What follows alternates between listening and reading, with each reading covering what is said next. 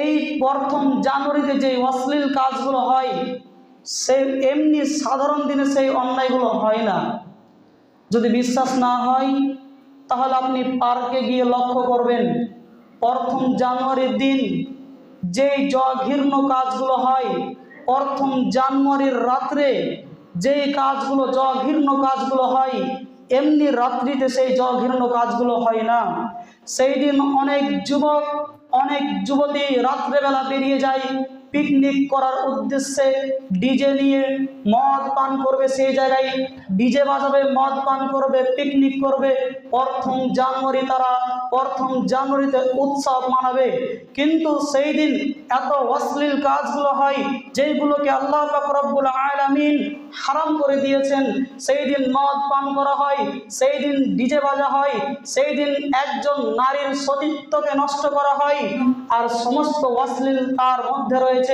আল্লাহ পাক রব্বুল আলামিন আমাদের নবীকে লক্ষ্য করে বলছেন, কুল, হে নবী মুহাম্মদ সাল্লাল্লাহু আলাইহি ওয়াসাল্লাম, আপনি আপনার উম্মতকে বলে দিন, ইন্নামা হাররামা রাব্বিয়াল ফাওয়াহিশা মা যাহারা মিনহা মা বাতান। আল্লাহ পাক রব্বুল আলামিন সমস্ত অশ্লীল কাজকে হারাম করে দিয়েছেন, যেইগুলো প্রকাশ্যে হয় যেইগুলো অপ্রকাশ্যে হয়। তাহলে সেখানে যে পাপগুলো হয় সেইগুলো সমস্ত অশ্লীল কাজ, সেই কাজগুলো করা যাবে না। এই জন্য প্রথম জানুয়ারি পালন করা যাবে না।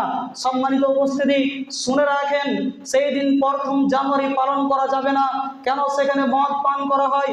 অনেক যুবক, যেই ব্যক্তি জীবনে মদ পান করে না, বন্ধুদের পাল্লায় পড়ে, সেই দিন খ্রিস্টানদের পাল্লায় পড়ে, সেই দিন হিন্দুদের পাল্লায় পড়ে।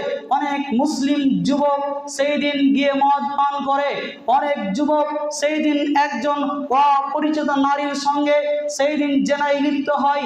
সেই রাত্রিতে একজন মুসলিম ছেলে হিন্দু ছেলের সঙ্গে গিয়ে সেই দিন অবৈধ সম্পর্কে জড়িত হয়। এই জন্য প্রথম জানুয়ারি পালন করা যাবে না। সম্মানিত উপস্থিতি, হয়তো আপনাদের এলাকায় সেরকম অন্যায়গুলো হয় না, কিন্তু আমাদের দিকে অহরহ হয়।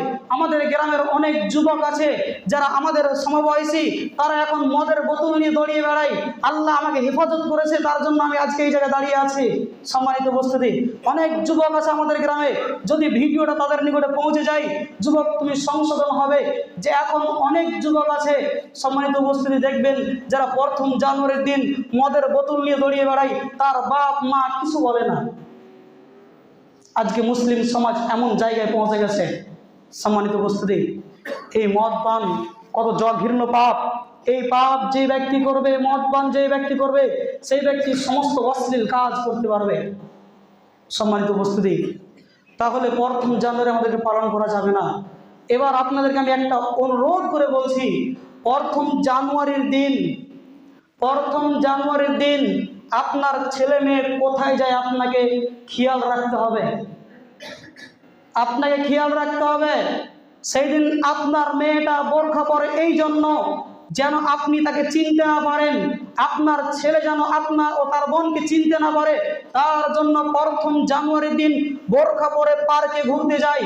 আপনি লক্ষ্য করে দেখবেন যে পার্কে প্রথম জানুয়ারির দিন অনেক যুবক যুবতী ছাতা ফুটিয়ে, যেখানে রোদ্রের তাপ নেই, বৃষ্টি নেই, ছাতা ফুটিয়ে তারা কি অশ্লীল কাজ করছে আপনি পার্কে যদি লক্ষ্য করেন ঠিক দেখতে পাবেন। আপনারা বৃদ্ধ মানুষ, আপনারা বুঝতে পারেন না, যারা যুবক তারা পার্কে যায় তারা ঠিক বুঝতে পারে যে প্রথম জানুয়ারির দিন কত অশ্লীল কাজ হয়। আপনার মেয়ে সুন্দরভাবে বোরখা পরে বাড়ি থেকে বের হয়, এই কারণে বের হয় যেন আপনি তাকে পার্কে গিয়ে চিনতে না পারেন, আপনার ছেলে যেন আপনার মেয়েকে চিনতে না পারে। তার কারণে সেই ব্যক্তি বোরখা পরে, মুখে মাস্ক পরে, হাতে হাত মোজা পরে, পায়ে পা মোজা পরে সেই ব্যক্তি বাড়ি থেকে বের হয় যেন চিনতে না পারে।